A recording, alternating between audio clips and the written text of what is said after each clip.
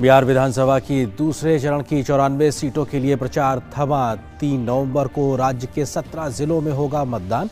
कुल 1463 उम्मीदवारों की चुनावी किस्मत का होगा फैसला।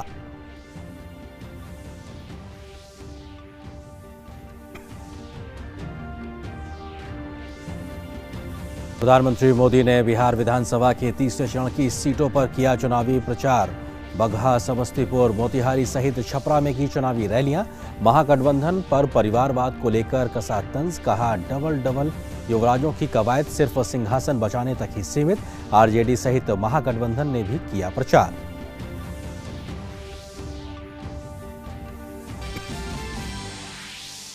मध्य प्रदेश की 28 विधानसभा सीटों के उपचुनाव का भी प्रचार थमा। आखिरी दिन स्टार प्रचारकों ने झोंकी पूरी ताकत। 22 महिला प्रत्याशियों सहित कुल 355 उम्मीदवार चुनावी मैदान में। 3 नवंबर को होगा मतदान। 10 नवंबर को नतीजे आएंगे सामने। कोविड-19 महामारी के बीच अर्थव्यवस्था के मोर्चे पर आई अच्छी खबर। 8 महीने के दौरान पहली बार जीएसटी कलेक्शन हुआ 1 लाख करोड़ रुपए के पार। पिछले साल अक्टूबर महीने के मुकाबले भी 10% की बढ़ोतरी हुई दर्ज। मारा गया हिजबुल मुजाहिदीन का टॉप कमांडर सैफुल्लाह। सीआरपीएफ व जम्मू कश्मीर पुलिस के संयुक्त अभियान के दौरान श्रीनगर के रंगरेथ इलाके से ही एक अन्य आतंकी की भी हुई गिरफ्तारी।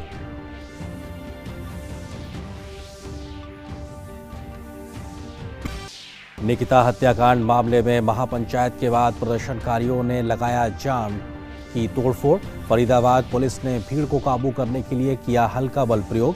मुख्यमंत्री मनोहर लाल खट्टर ने दिलाया विश्वास, दोषियों के खिलाफ जांच होगी तेज, मिलेगी सख्त सजा। देश में कोरोना से मृत्यु दर 1.5% के नीचे पहुंची। अक्टूबर महीने में नए मामलों में लगातार देखी गई है गिरावट। सितंबर के मुकाबले तकरीबन 7.5 लाख संक्रमित मरीज हुए कम। दुनिया में कुल संक्रमित मामले 4,63,00,000 के पार। ब्रिटेन में बढ़ते मामलों के बीच एक बार फिर लगा लॉकडाउन।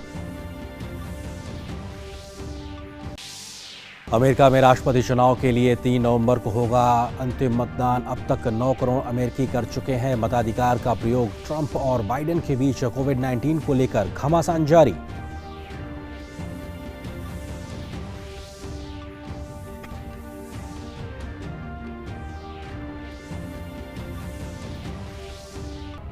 बिहार विधानसभा चुनाव के लिए दूसरे दौर का चुनाव प्रचार समाप्त हो गया है।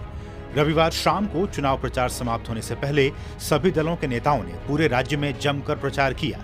इस चरण में प्रदेश के 17 जिलों की 94 विधानसभा सीटों के लिए 3 नवंबर को चुनाव होगा।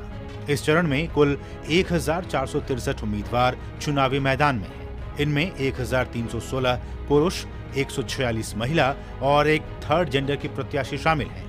इस चरण में 513 निर्दलीय प्रत्याशी चुनाव में अपना भाग्य आजमा रहे हैं। इस चरण में जदयू के 2 मंत्रियों, नालंदा से जदयू कोटे की सरकार में संसदीय मंत्री श्रवण कुमार और हथुआ से समाज कल्याण मंत्री राम सेवक सिंह की प्रतिष्ठा दांव पर लगी है। जदयू ने दूसरे चरण में अपने 43 प्रत्याशियों को मैदान में उतारा है। इनमें से 13 प्रत्याशी पहली बार चुनाव लड़ रहे हैं। वहीं बीजेपी दूसरे चरण में 46 सीटों पर लड़ रही है। इस चरण में बीजेपी कोटे से 2 मंत्री, पटना साहिब से नंदकिशोर यादव और मधुबन से राणा रणधीर चुनावी मैदान में होंगे। बिहार विधानसभा चुनाव में इस बार लोजपा अकेले ही चुनावी मैदान में है। लोजपा के दोनों वर्तमान विधायक चुनावी मैदान में हैं। विधायकों के साथ साथ पार्टी की भी अग्नि परीक्षा है। विधायक राजू तिवारी गोविंदगंज और राजकुमार शाह लालगंज से लड़ रहे हैं। ऐसे में ये दोनों सीटें पार्टी के लिए काफी अहम होंगी। महागठबंधन की बात करें तो दूसरे चरण में राजद ने 56 सीटों पर अपने प्रत्याशी उतारे हैं। पिछले चुनाव में इस चरण में शामिल सीटों में 31 पर आरजेडी ने जीत हासिल की थी और लालू के दोनों लाल यानी तेज प्रताप और तेजस्वी यादव के चुनावी भाग्य का फैसला भी इसी चरण में होना है। यानी इस चरण में महागठबंधन की ओर से मुख्यमंत्री पद का चेहरा घोषित किए गए तेजस्वी प्रसाद यादव राघोपुर से मैदान में हैं। दूसरे चरण में चुनाव में कांग्रेस के कई दिग्गजों की प्रतिष्ठा भी दांव पर लगी होगी। इस चरण में 24 सीटें मिली हैं। इसमें लगभग आधे दर्जन पार्टी के दिग्गज नेता अपनी किस्मत आजमा रहे हैं। पार्टी के बड़े नेताओं की सूची में डॉक्टर अशोक कुमार और विजय शंकर दुबे के अलावा कृपानाथ पाठक हैं, जिनकी प्रतिष्ठा दूसरे चरण में दांव पर है। साथ ही पार्टी पर अपनी 4 सीटिंग सीटों को भी बचाने की बड़ी चुनौती होगी। News night desk, TV news. आज 4 चुनावी रैलियों को संबोधित किया। प्रधानमंत्री ने बगहा, पश्चिमी चंपारण, मोतिहारी और समस्तीपुर में तीसरे चरण की सीटों के लिए चुनावी सभाओं को संबोधित किया। इस दौरान उन्होंने पहले चरण में बढ़त का दावा करते हुए विपक्षी महागठबंधन पर जमकर हमला बोला। प्रधानमंत्री ने विपक्षी महागठबंधन पर चुनावी तंज कसा और कहा कि बिहार में एक तरफ डबल इंजन की सरकार है तो दूसरी तरफ डबल युवराज हैं। इस बहाने उन्होंने राजद और कांग्रेस के परिवारवाद को भी निशाने पर लिया। प्रधानमंत्री ने अपने संबोधन के दौरान पुलवामा हमले, अयोध्या में राम मंदिर के निर्माण सहित केंद्र और बिहार सरकार की कल्याणकारी योजनाओं का भी जिक्र किया। प्रधानमंत्री ने मोतिहारी और समस्तीपुर में भी चुनावी जनसभा को संबोधित किया। इन विधानसभा सीटों पर प्रधानमंत्री की जनसभा आयोजित की गई। वहां चुनाव तीसरे चरण में होना है। पीएम मोदी ने इस दौरान विश्वास अभियान कार्यक्रम आयोजित कर लोगों को जागरूक किया जा रहा है। इस कड़ी में स्वीप गतिविधियों के तहत स्काउट गाइड एवं नेहरू युवा केंद्र के लोगों के द्वारा अररिया शहर में प्रभात फेरी निकालकर मतदाता जागरूकता रैली निकाली गई। वहीं खगड़िया जिले में मतदान को लेकर प्रशासन के द्वारा तैयारी अंतिम चरण में है। जिलाधिकारी ने कहा है कि हम लोगों को आश्वस्त कर रहे हैं कि निर्भीक होकर घर से मतदान के लिए बाहर निकलें। वहीं प्रेक्षक ने कहा कि खगड़िया में प्रशासन के द्वारा चुनाव को लेकर अच्छी तैयारी की गई है। में विधानसभा उपचुनाव में 28 सीटों पर 355 उम्मीदवार अपनी किस्मत आजमा रहे हैं, जिनमें 333 पुरुष और 22 महिला उम्मीदवार मैदान में हैं। 28 में से 27 सीट पर 2018 में कांग्रेस जीती थी, जबकि 2013 में कांग्रेस के पास सिर्फ 4 सीट थी। यहां 3 नवंबर को मतदान की तैयारी चल रही है। प्रदेश में होने जा रहे विधानसभा उपचुनाव में शिवराज सरकार के दर्जन भर से ज्यादा मंत्रियों की किस्मत दांव पर है। इनमें से अधिकतर मंत्रियों ने ज्योतिरादित्य सिंधिया के समर्थन में कांग्रेस सरकार से इस्तीफा दे दिया था। प्रदेश में देश की प्रगति का आधार कुशल प्रशासन तो है ही, जनता की ईमानदारी तथा राष्ट्र के विकास के प्रति उनकी निष्ठा भी महत्वपूर्ण है। देश की समृद्धि के लिए यही मुख्य आवश्यकता है। बच्चों को घर से ही ईमानदारी एवं नैतिकता का पाठ पढ़ाना आवश्यक है, ताकि बड़े होकर देश के विकास में उनका योगदान सुनिश्चित हो सके। देश भर में सतर्कता सप्ताह इस वर्ष सतर्क भारत समृद्ध भारत की परिकल्पना के साथ 27 अक्टूबर से 2 नवंबर 2020 तक मनाया जा रहा है और अनेक जागरूकता कार्यक्रम चलाए जा रहे हैं। आप स्वयं सतर्कता के साथ संसाधनों का सदुपयोग करें, औरों को प्रेरित करें एवं पारदर्शिता और निष्ठा के साथ काम करते हुए समृद्ध राष्ट्र के निर्माण में अपना बहुमूल्य योगदान दें। एनटीपीसी द्वारा जनहित में जारी।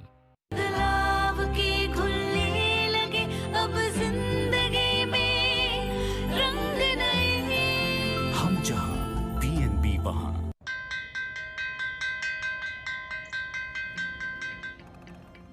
पहला अक्षर अ रट लो तो वह से एक विद्वान होगा।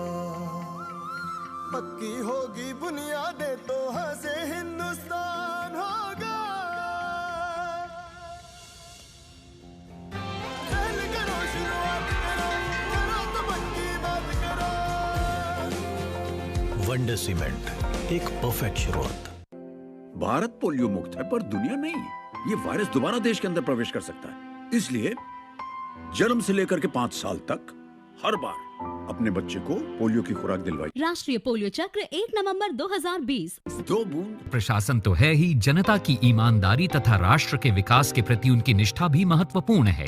देश की समृद्धि के लिए यही मुख्य आवश्यकता है। बच्चों को घर से ही ईमानदारी एवं नैतिकता का पाठ पढ़ाना आवश्यक है, ताकि बड़े होकर देश के विकास में उनका योगदान सुनिश्चित हो सके। देश भर में सतर्कता सप्ताह इस वर्ष सतर्क भारत समृद्ध भारत की परिकल्पना के साथ 27 अक्टूबर से 2 नवंबर 2020 तक मनाया जा रहा है और अनेक जागरूकता कार्यक्रम चलाए जा रहे हैं। आप स्वयं सतर्कता के साथ संसाधनों का सदुपयोग करें, औरों को प्रेरित करें एवं पारदर्शिता और निष्ठा के साथ काम करते हुए समृद्ध राष्ट्र के निर्माण में अपना बहुमूल्य योगदान दें। एनटीपीसी द्वारा जनहित में जारी।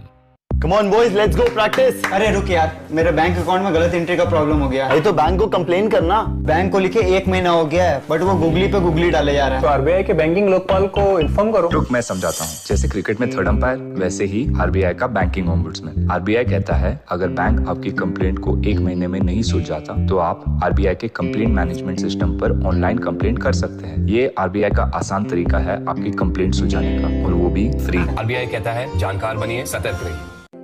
भारत पोलियो मुक्त है, पर दुनिया नहीं। ये वायरस दोबारा देश के अंदर प्रवेश कर सकता है। इसलिए जन्म से लेकर के 5 साल तक हर बार अपने बच्चे को पोलियो की खुराक दिलवाई। राष्ट्रीय पोलियो चक्र 1 नवंबर 2020। 2 बूंद हर बार। जीत रहे बरकरार। और ब्रेक से पहले हम इस बात का जिक्र कर रहे थे किस तरह से देश में अक्टूबर महीने में पिछले साल की तुलना में जीएसटी कलेक्शन में एक बड़ा इजाफा देखने को मिला है। इसी पे हम चर्चा करेंगे। इसी से जुड़ा हुआ है हमारा आज का विशेष भी। हमारा विशेष बढ़ता जीएसटी कलेक्शन सुधरती अर्थव्यवस्था एक प्रकार से सीधे तौर पे संकेत देता है। इस विषय पे बात करने के लिए दो बहुत ही खास मेहमान इस वक्त मेरे साथ मौजूद हैं दीपशिखा शिकरवार जी, जो कि सीनियर एडिटर हैं इकोनॉमिक टाइम्स अखबार की। मैम बहुत स्वागत है हमारे साथ जुड़ने के लिए। इसके अलावा शिशिर सिन्हा जी हमारे साथ मौजूद हैं, senior deputy editor Hindu business line के। सर आपका भी बहुत बहुत स्वागत है। शिखा जी, मैं शुरुआत आपसे करना चाहता हूँ कि कोरोना काल में अर्थव्यवस्था की जो गति धीमी पड़ गई, तो उसके बाद में जीएसटी कलेक्शन का 1 लाख करोड़ के पार पहुंचना क्या एक बड़ा संकेत देता है, क्या संदेश देता है? ये एक बहुत ही पॉजिटिव मूव है अगर आप ट्रेंड के बतौर देखें। और अगर हम जीएसटी कलेक्शंस अप्रैल से देखें तो आप देखेंगे कि पहले तिहाई में नेगेटिव ग्रोथ थी और सितंबर में 4% की वृद्धि हुई और अब अक्टूबर में 10% से ऊपर की वृद्धि है। ये एक बहुत ही इनकरेजिंग ट्रेंड है क्योंकि जीएसटी एक कंजम्पशन टैक्स है, तो इसका मतलब है कि लोग खरीदारी कर रहे हैं, बिक्री हो रही है और ये दिखाता है कि ग्राउंड लेवल पे थोड़ा जो रिकवरी की हम बात करते हैं, इकोनॉमिक रिकवरी जो सितंबर में थोड़ी दिखी थी, अभी जो है अक्टूबर में वो और थोड़ा स्ट्रेंथन हुई है। हालांकि बीमारी जो है अभी ये गई नहीं है और इसे ये कहना कि ये ट्रेंड हो सकता है कि ये चलता रहे इसी तरह से, ये अभी थोड़ा सा मुश्किल होगा। हो सकता है कि ये पेंट अप डिमांड हो कि जो इतने महीनों से लॉकडाउन की वजह से या बीमारी की वजह से लोग बाहर नहीं जा रहे थे, खरीदारी नहीं कर रहे थे, वो हो सकता है। हो सकता है त्योहारों की वजह से, दिवाली आने वाली है, अक्टूबर में नवरात्र था, दशहरा था, तो लोग उस दौरान काफी खरीदारी करते हैं। लेकिन ये जो कलेक्शंस है जीएसटी के, ये काफी इनकरेजिंग है और ये इसलिए और भी इनकरेजिंग है जो बाकी डेटा आ रहा है। अगर आप रेलवे फ्रेट देखें, निर्यात का डेटा देखें, ये सभी एक रिकवरी की ओर हमें डायरेक्शन दिखा रहा है कि रिकवरी जो है वो थोड़ी आने लगी है जी। तो इसलिए एक बहुत ही पॉजिटिव ट्रेंड। ठीक है शिशिर जी, आपको लगता है कि कम से कम सरकार के लिए एक राहत की खबर इस प्रकार से, क्योंकि 1 लाख करोड़ का जीएसटी कलेक्शन का एक आंकड़ा मनोवैज्ञानिक रूप से भी बड़ा राहत देता है सरकार के लिहाज से। अब एक बढ़ता हुआ ट्रेंड हम बीते कुछ महीनों से लगातार देख रहे हैं, आपको लगता है कि ये ट्रेंड भी आगे बढ़ता हुआ दिखाई पड़ेगा? जीएसटी के साथ साथ आपको 4-5 और आंकड़े भी देखना चाहिए। जैसे बिजली को अगर आप खपत देखें तो लगभग 13% बढ़ा है और अक्टूबर के महीने में। ये इस बात को दर्शाता है कि जो मैन्युफैक्चरिंग एक्टिविटीज है वो बढ़ी है। क्योंकि देखिए, कोई भी चीज ऐसा है कि बिजली एक ऐसा है जिसका आप जनरेशन करते हैं तो उसको आप स्टोर नहीं कर सकते, यानी वो खपत हो रहा है। और खपत कहाँ हो रहा है? जहां पर कुछ एक्टिविटीज हो रही है। दूसरा, अगर आप पेट्रोल और डीजल का कंजम्पशन देखें, पेट्रोल का कंजम्पशन 4% बढ़ा है और डीजल का कंजम्पशन 6% बढ़ा है। एक और डेटा यहाँ पे मैं लाना चाहूंगा ईवे बिल का। ईवे बिल का अगर आप अक्टूबर का डेटा देखें तो लगभग 21% की बढ़ोतरी हुई है। माफ कीजिएगा जी। ये सारे आंकड़े इस बात की ओर दर्शा रहे हैं कि सामान बन रहा है और एक जगह से दूसरे जगह पे जा रहा है, और इसकी वजह से जो आपको स्थिति दिख रही है वो जीएसटी कलेक्शन एक उसका आईना है। 2 और आंकड़े अगले 4 दिनों में आएंगे और वो इस बात को बता सकते हैं कि जो स्थिति थोड़ी बेहतर हुई है, क्या वो जारी है या हम कहें कि एक त्योहारी की जिसकी वजह से असर आया है। तो सोमवार को जैसे पीएमआई मैन्युफैक्चरिंग के डेटा आएंगे, फिर 3 दिन के बाद पीएमआई सर्विसेज के डेटा आएंगे, तो हमें ये एहसास हो पाएगा कि जो स्थिति हमने सितंबर और अक्टूबर में देखी है वो नवंबर और दिसंबर तक जारी रह सकती है या उसमें किसी भी तरह की हम जिसे कहें कि थोड़ी गिरावट हम देख सकते हैं। जी दीपशिखा जी, आपको लगता है कि अभी हम इस बात का भी जिक्र कर रहे थे कि राज्यवार किस प्रकार से जीएसटी कलेक्शन में बढ़ोतरी हुई है? कई ऐसे स्टेट्स हैं जो इस बात को निर्धारित करते हैं कि जो इकोनॉमिक एक्टिविटीज में या कहा जाए इंडस्ट्रियल स्टेट्स हैं या सर्विस स्टेट्स हैं, इस लिहाज से क्या उसको भी हम किसी प्रकार से डिकोड कर सकते हैं समझने के लिए कि आखिर ट्रेंड क्या है, किस प्रकार की गतिविधियों में हम इजाफा देखते नजर आ रहे हैं? आर्यन, हमने पिछले कुछ महीनों में जो सरकारी नीति थी जिसके तहत अनलॉक किया गया, तो हम ये देख रहे थे बहुत सारे राज्य जो हैं अपने स्तर पर लॉकडाउन लगा रहे थे और जाहिर सी बात है कि उसके कारण जो है वो आर्थिक गतिविधियां जो थी उस राज्य में वो प्रभावित हो रही थी, उद्योग जगत प्रभावित हो रहा था। तो उसकी वजह से जो है जो ग्रोथ था या जीएसटी कलेक्शन भी था वो बहुत डेमोक्रेटिक, बहुत सेक्युलर नहीं था। लेकिन अगर अब आप आंकड़े देखें, जो सितंबर का भी आंकड़ा देखें और उसके बाद अब ये अक्टूबर के आंकड़े जो आए हैं, तो आप देख रहे हैं चूंकि अनलॉक की जो प्रक्रिया थी वो पूरी तरह से एक पूरे देश में अब एक जैसा हो गया है। कंटेनमेंट जोन जो है वो पूरे बड़े शहर में नहीं लगा दिया जाता है जी। तो उसका असर भी नजर आ रहा है और इसीलिए बाकी सारे ही राज्यों से जो अगर ग्रोथ का ट्रेंड देखा जाए तो ऐसा लग रहा है कि हर राज्य थोड़ा थोड़ा रिकवरी देख रहा है और इसी के कारण मतलब ये बहुत ही कॉन्फिडेंस देता है कि हो सकता है ये रिकवरी एक बिल्कुल ये त्योहारी मामला ना हो सकता है पेंट अप डिमांड ना हो और आगे जाके भी ये प्रक्रिया जारी रहे रिकवरी की। आगे 1000 करोड़ रुपए की जो उधारी है जिसमें हर सोमवार को 6-6 हजार करोड़ रुपए की उधारी की जा रही है और वो उधारी 5-5.5% के दर पर है और वो राज्यों को दिया जा रहा है। तो एक इंतजाम तो वहां कर दिया गया है। अब दूसरी तरफ यह है कि यदि आपकी कमाई बढ़ती है जीएसटी से तो उसका असर आपके कंपनसेशन सेस में भी पड़ेगा। जाहिर सी बात है कि उस स्थिति में आपके लिए जो अंतर है जो 2,35,000 करोड़ रुपए का और 1,10,000 करोड़ रुपए के बीच का, उस अंतर को पाटने के लिए आपको लंबा इंतजार नहीं करना पड़ेगा। वो अंतर जल्द से जल्द दिया जा सकेगा, राज्यों को जल्द से जल्द पैसा मिल सकेगा और राज्य उसका इस्तेमाल अपने अलग अलग योजनाओं में कर सकते हैं। तो इसका एक जो मतलब है ये भी है कि राज्यों को का जो इंतजार है मुआवजा मिलने का, एक तरफ उधारी से तो उनको मिल रहा है लेकिन बाकी रकम के लिए जो उनको थोड़ा ज्यादा इंतजार करना पड़ता वो कम हो जाएगा। जी दीपशिखा जी, आपको लगता है कि महज जीएसटी कलेक्शन तक ही नहीं बल्कि अन्य इंडिकेटर्स के लिहाज से बात की जाए तो आईआईपी के जो आंकड़े हैं या जो कोर सेक्टर के लिहाज से जो आंकड़े हैं वो भी इस ओर साफ तौर पे संकेत दे रहे हैं कि गतिविधियों का जो पहिया है, आर्थिक गतिविधियों का जो पहिया है वो तेज गति की ओर बढ़ता तो साफ तौर पर दिखाई पड़ रहा है। बिल्कुल, जो ये रिकवरी आ रही है और जिनको हम कहते हैं कि जो ये इंडिकेटर्स हैं जो नजर आ रहे हैं, आप रेलवे का फ्रेट देखें, फ्रेट में भी वृद्धि हुई है अक्टूबर के महीने में और ये वृद्धि चल रही है। सितंबर में तो वृद्धि हुई थी, अक्टूबर में उससे 5% ज्यादा वृद्धि हुई है। तो इसका मतलब है कि सामान जो है वो रेलवे के द्वारा मूव कर रहा है।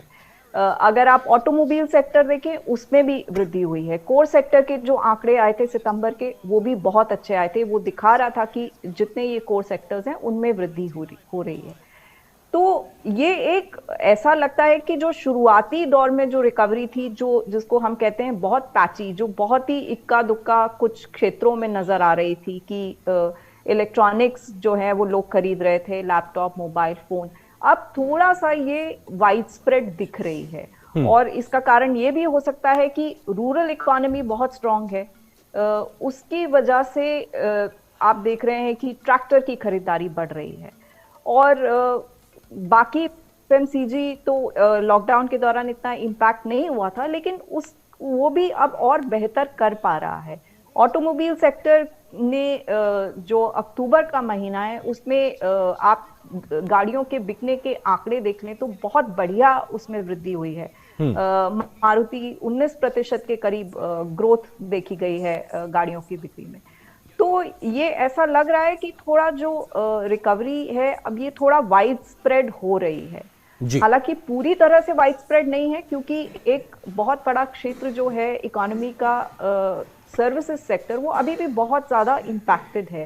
होटल, टूरिज्म और बाकी उससे जुड़े हुए तमाम क्षेत्र जो हैं तो वो अभी भी इससे बाहर नहीं निकले। लेकिन जिस तरह से अनलॉक अब पूरी तरह से इम्प्लीमेंट हो गया है उसका असर दिख रहा है और जाहिर सी बात है कि उसका असर हो सकता है ये फेस्टिवल सीजन के बाद हमें और ज्यादा नजर आए आगे जाते हुए। ठीक है शिशिर जी, आपको लगता है कि सरकार की ओर से 20 लाख करोड़ रुपए का एक पैकेज की भी बात की गई थी, उसको जमीन पर उतारने की बात थी, एमएसएमई सेक्टर को बहुत ज्यादा प्रकार से सहूलियत देने की बात हो या उनको संबल देने की बात हो, आपको लगता है इन सब जो प्रयास थे सरकार के तौर पे उसका भी एक असर है कि हम ये इंडिकेटर्स देख रहे हैं कि अर्थव्यवस्था किस प्रकार से पटरी पर लौट रही है?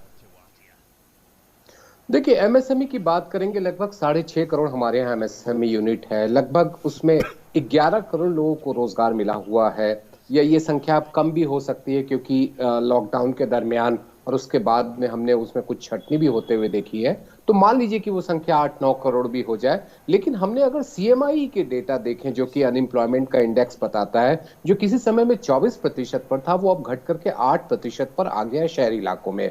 और शहरी इलाकों में बेरोजगारी की दर अगर कम हो जाती है तो वो अर्थव्यवस्था के लिए एक बेहतर संकेत है। यानी कि वहां पर अगर लोगों को रोजगार मिल रहा है तो इसका मतलब है कि आपके लिए खर्च करने का एक माध्यम, खर्च करने का साधन तैयार हो सकेगा। तो मुझे लगता है कि एमएसएमई के लिए जो आप बेहतरी की बात कर रहे हैं, और अब ये भी चर्चा जो है कि उनको और किस तरह से मदद दी जा सकती है, जैसे उनके लिए क्रेडिट गारंटी स्कीम की बात की गई थी, या फिर जो छोटे यूनिट्स हैं जिसमें 100 से कम कर्मचारी थे, उनको 6 महीने तक ईपीएफओ का कंट्रीब्यूशन दिया गया था। अगर इस तरह की कुछ और योजनाएं आने वाले दिनों में हम देखें तो शायद एमएसएमई और अच्छी बेहतर स्थिति में आएगा, ज्यादा से ज्यादा लोगों को रोजगार देगा। एक और बात मैं कहना चाहूंगा कि जब बड़े उद्योग चलते हैं तो उसका फायदा एमएसएमईज को भी मिलता है, क्योंकि एमएसएमईज उनके लिए रॉ मटेरियल का सप्लाई करते हैं, कच्चे माल का, या बहुत सारी ऐसी चीजें होती हैं जो बड़े इंडस्ट्रीज नहीं बनाते, उनको वो सप्लाई करते हैं और वो एक फिनिश प्रोडक्ट आपके सामने लाते हैं। तो उन सब चीजों के लिए, जैसे मारुति उद्योग की बात है, 19% बिक्री बढ़ी है, तो उसके साथ जो ऑटो एंसिलरी यूनिट है उनका भी कामकाज बढ़ेगा। तो इस तरीके से अगर आप देखेंगे तो एमएसएमईज को फायदा बड़े उद्योग के चलने से भी होगा। तो स्थिति थोड़ी उनकी अच्छी नहीं थी, थोड़ी स्थिति बेहतर हुई है, लेकिन अभी और बेहतरी की हम उम्मीद कर सकते हैं जब बड़े उद्योग चलना तेजी से शुरू हो जाएंगे। जी, दीपशिखा जी, आपने ग्रामीण अर्थव्यवस्था की बात की थी, क्योंकि हिंदुस्तान में अगर ग्रामीण अर्थव्यवस्था में मांग अगर देखने को मिल जाए तो अपने आप में बल्ले बल्ले कहा जाता है, और उसके संकेत भी साफ तौर पे दिखाई पड़ रहे हैं। जिस प्रकार से आपने ट्रैक्टर की बिक्री बढ़ने का जिक्र किया, इसके अलावा और भी कई संकेत। आपको लगता है कि जो ग्रामीण अर्थव्यवस्था के मोर्चे पर मांग बढ़ने के जो संकेत हैं, उससे भी अर्थव्यवस्था को एक बहुत ज्यादा सहयोग मिलेगा? बिल्कुल। जो देखिए, जब ये लॉकडाउन लगा तो अर्थव्यवस्था का जो बिजनेस और उद्योग जगत से जुड़े, तो उसका पूरा चक्का एक तरह से जाम हो गया था। सिर्फ आप कहें कि जरूरत की जो चीजें थी, एफएमसीजी हो गया या दवाइयां होंगी, ये सब चल रहा था। उस समय में ग्रामीण क्षेत्र, कृषि क्षेत्र जो है, वो एक तरह से अर्थव्यवस्था का संबल बना। और हमने देखा है कि खरीफ जो है उसकी फसल भी बहुत अच्छी पैदावार हुई है। उसके आगे भी एमएसपी सरकार ने बढ़ाया था खरीफ की फसलों का। तो इसका दूसरा, मनरेगा में भी बहुत काम हुआ है। सरकार ने उसका बजट 1 लाख करोड़ तक बढ़ा दिया था। तो ग्रामीण क्षेत्र में जो कहना चाहिए कि पैसा बहुत ट्रांसफर किया गया, और उसका जो असर है वो ग्रामीण क्षेत्र की अर्थव्यवस्था पे दिखा। तो जो डिमांड जैसे आ रही है, ट्रैक्टर्स की आ रही है, या एफएमसीजी का भी जो डिमांड था, वो ग्रामीण क्षेत्र से काफी अच्छा डिमांड आया। तो जब हम देखते हैं कि बाकी कहीं ये एक बहुत बड़ा कंट्रीब्यूटर है, और हो सकता है कि इस पूरे वर्ष में जो अगर कुछ ग्रोथ या कुछ जो बढ़ोतरी का इजाफा इस हमारी अर्थव्यवस्था को मिल रहा है, वो ग्रामीण और कृषि क्षेत्र से ही मिलेगा।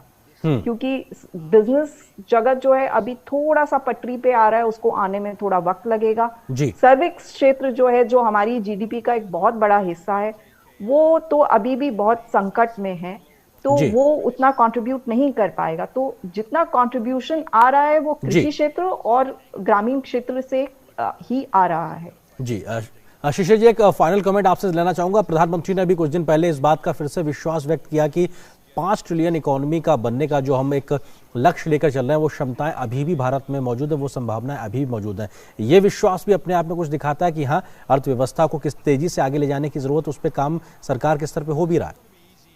देखिए, लक्ष्य 5 ट्रिलियन के डॉलर पे संदेह नहीं कभी रहा है। संदेह सिर्फ समय सीमा को लेकर के रहा कि क्या हम 2024-25 में कर पाएंगे या ज्यादा लगेगा। प्रधानमंत्री ने फिर से 2024 ही कहा है।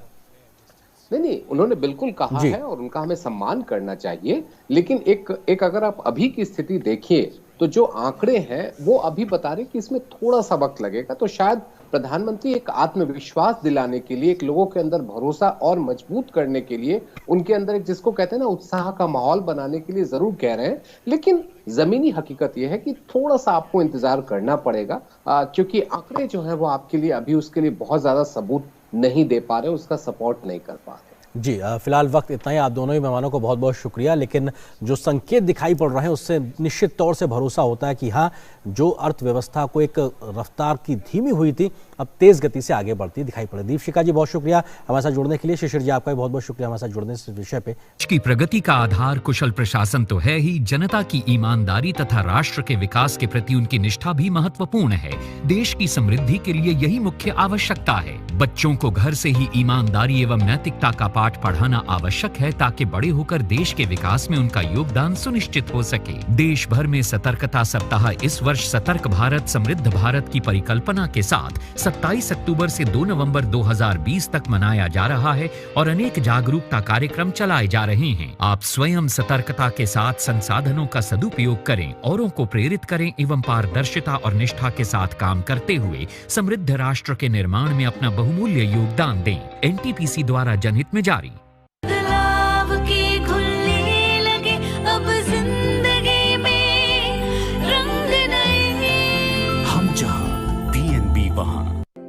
भारत पोलियो मुक्त है पर दुनिया नहीं। ये वायरस दोबारा देश के अंदर प्रवेश कर सकता है, इसलिए जन्म से लेकर के 5 साल तक हर बार अपने बच्चे को पोलियो की खुराक दिलवाई। राष्ट्रीय पोलियो चक्र 1 नवंबर 2020। केंद्र शासित जम्मू कश्मीर और लद्दाख सहित भारत का अभिन्न अंग है। मंत्रालय ने बताया कि 1947 में जम्मू कश्मीर कानूनी रूप से भारत का हिस्सा बना था। पाकिस्तान ने इस इलाके पर अवैधानिक रूप से कब्जा कर लिया है और वहां की जनता 7 दशक से अत्याचार और प्रताड़ना से गुजर रही है। इस खबर पर अधिक बातचीत करने के लिए हमारे सहयोगी संवाददाता सुधा अमृतपाल सिंह इस वक्त हमारे साथ में फोन लाइन पे मौजूद है। अमृत, एक तरीके से भारत ने साफ संदेश पाकिस्तान को दे दिया है कि इस प्रकार से आप जो आगे बढ़ना चाहते हैं ये गैर कानूनी है, गैर वाजिब है। जी बिल्कुल, गैर वाजिब भी और नाकाबिले बर्दाश्त भी है। ये भारत ने बड़े साफ वाजिश अल्फाज में पाकिस्तानी हुकूमत को ये कहा है कि मीडिया रिपोर्ट्स पे रिएक्ट करते हुए कहा है कि ये इलीगल ऑक्यूपेशन है पाकिस्तान की। जो ट्रीटी ऑफ एक्सेशन साइन हुई थी इंडिया के साथ वो एक्सीड किया था 1947 में भारत को, और गिलगित बाल्टिस्तान जम्मू एंड कश्मीर का अभिन्न अंग है और जम्मू कश्मीर की जो पुरानी रियासत थी वो भारत का हिस्सा बनी थी, और जिसमें आप जानते हैं जम्मू है, कश्मीर का है, जो पाकिस्तान ऑक्यूपाइड कश्मीर है वो है, गिलगित बाल्टिस्तान जिसको वो पहले नॉर्दर्न एरियाज कहते थे वो है, लद्दाख है, तो वो भारत का अभिन्न अंग है। और भारत ने ये कहा है कि वहाँ के लोग त्रस्त हैं पाकिस्तानी हुकूमत से, उसकी इलीगल ऑक्यूपेशन से और उनकी एक्सप्लॉयटेशन से। और ये हुआ जब, क्योंकि इमरान खान जो प्रधानमंत्री इमरान खान गिलगित बाल्टिस्तान में थे तो उन्होंने ये अनाउंसमेंट वहां की कि हम आपको प्रोविंशियल स्टेटस दे रहे हैं, जिसका मतलब कि वो उसको एक अलग पाकिस्तान की प्रांत बनाना चाहते हैं, जिसका काफी विरोध हमने पाकिस्तान में भी देखा। इस्लामाबाद में विरोध हो रहा है, पाकिस्तानी कई शहरों में जहां गिलगिटी लोग या बाल्टी लोग रहते हैं वहां उसका विरोध हो रहा है।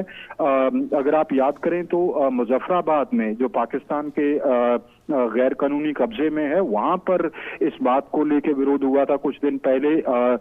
स्टूडेंट्स जो फ्रंट है वहां उसने विरोध किया था, JKLF ने विरोध किया था कि हम इस स्टेटस को ऑल्टर नहीं होने देंगे, और ये वहां के लोगों की एक बड़ी लॉन्ग स्टैंडिंग डिमांड रही है। उनका ये कहना है कि आप हमें एक्सप्लॉइट करते हैं, हमारे रिसोर्सेज को एक्सप्लॉइट करते हैं और हमें कोई फ्रीडम नहीं दे रहे हैं।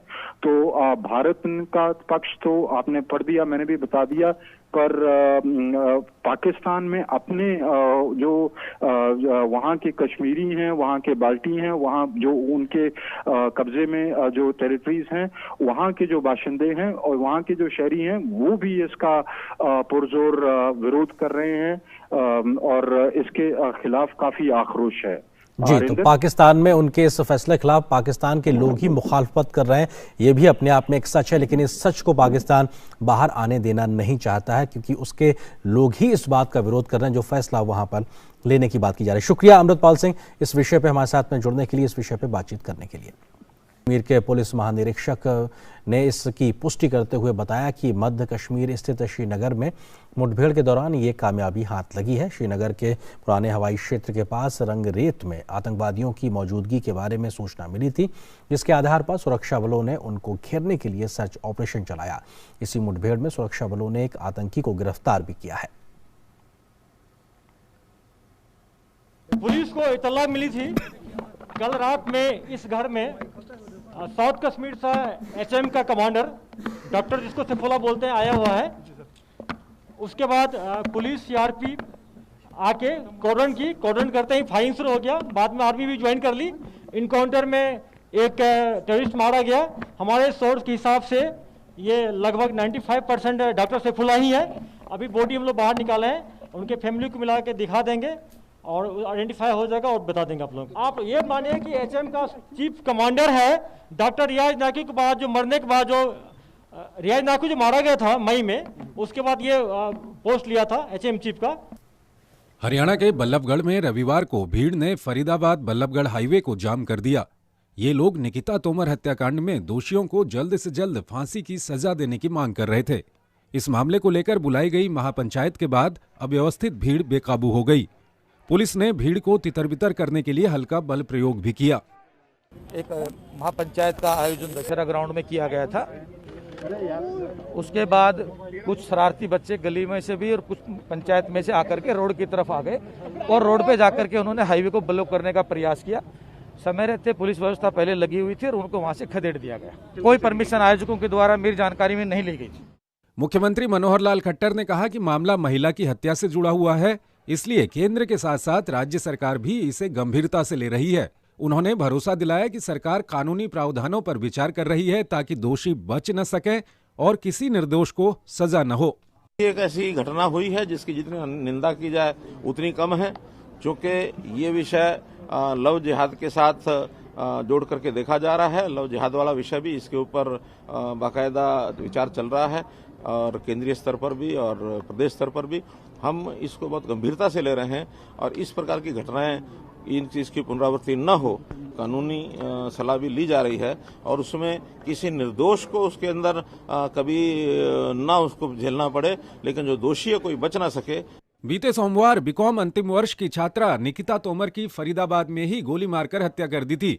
इस घटना को तब अंजाम दिया गया जब वो बल्लभगढ़ स्थित अग्रवाल कॉलेज में परीक्षा देने पहुंची थी। मुख्य आरोपी तौसीफ और रेहान ने छात्रा को जबरदस्ती कार के अंदर डालना चाहा था, लेकिन घटनास्थल पर मौजूद एक अन्य छात्रा द्वारा विरोध जताने के बाद तौसीफ ने छात्रा की गोली मारकर हत्या कर दी। शुक्रवार तक 3 आरोपियों को गिरफ्तार कर सत्र अदालत में पेश किया जा चुका है और सुनवाई के बाद तीनों को 14 दिन की न्यायिक हिरासत में भेज दिया गया।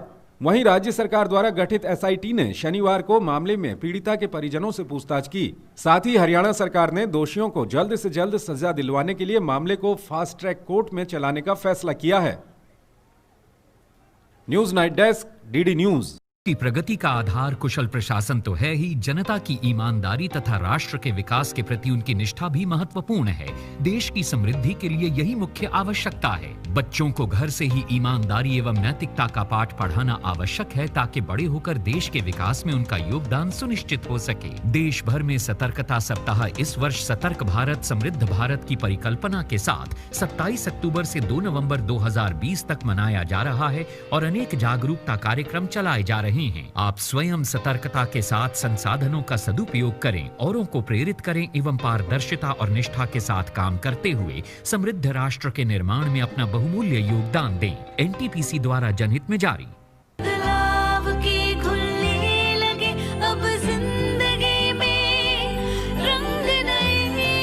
हम जहां पीएनबी वहां।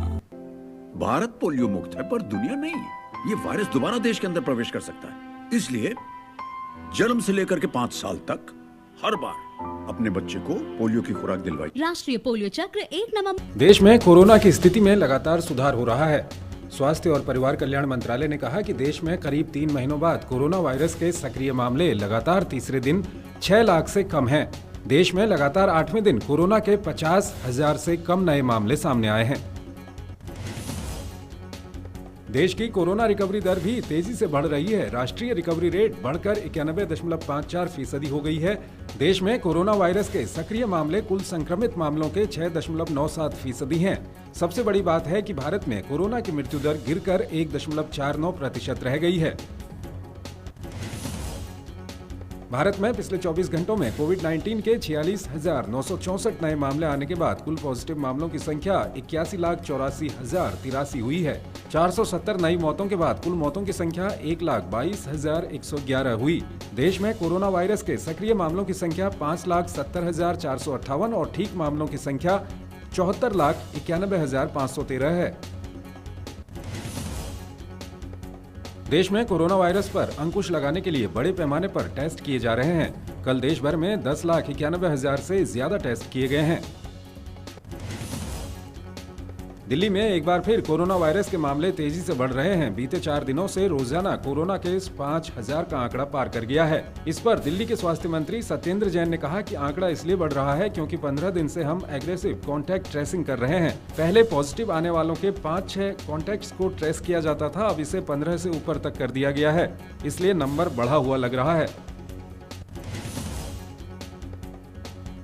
दिल्ली परिवहन निगम की बसों में यात्रियों को बस की सभी सीटों पर बैठकर यात्रा करने की अनुमति मिल गई है, लेकिन किसी भी यात्री को खड़े होकर यात्रा करने की अनुमति नहीं है। साथ ही मास्क लगाना अनिवार्य है। तमिलनाडु के कृषि मंत्री आर दोरिक्कन्नू का कोविड-19 से शनिवार की देर रात निधन हो गया। वो 72 वर्ष के थे। प्रधानमंत्री नरेंद्र मोदी ने दोरिक्कन्नू के निधन पर दुख व्यक्त किया। कि राष्ट्रपति और रिपब्लिकन उम्मीदवार डोनाल्ड ट्रंप ने बाकी के बचे 2 दिनों के लिए अपने प्रचार अभियान को धार दी।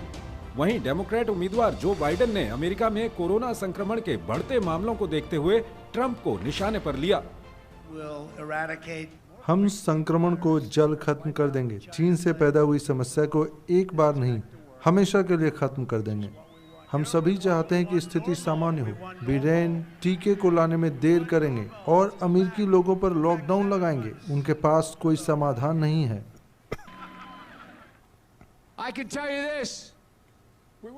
मैं कह सकता हूं कि हम जितने मामले भी देख रहे हैं, हम उतने मामले नहीं देखते। आज 90,000 मामले सामने आए, कल 90,000 मामले सामने आए। यह समस्या तभी दूर होगी जब वे दूर हो जाएंगे।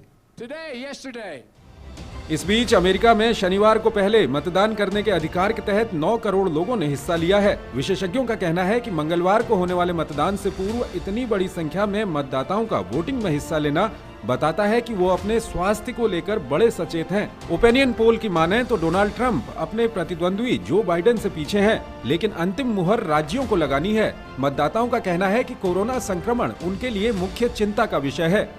News night desk, DD news. एक परफेक्ट शुरुआत।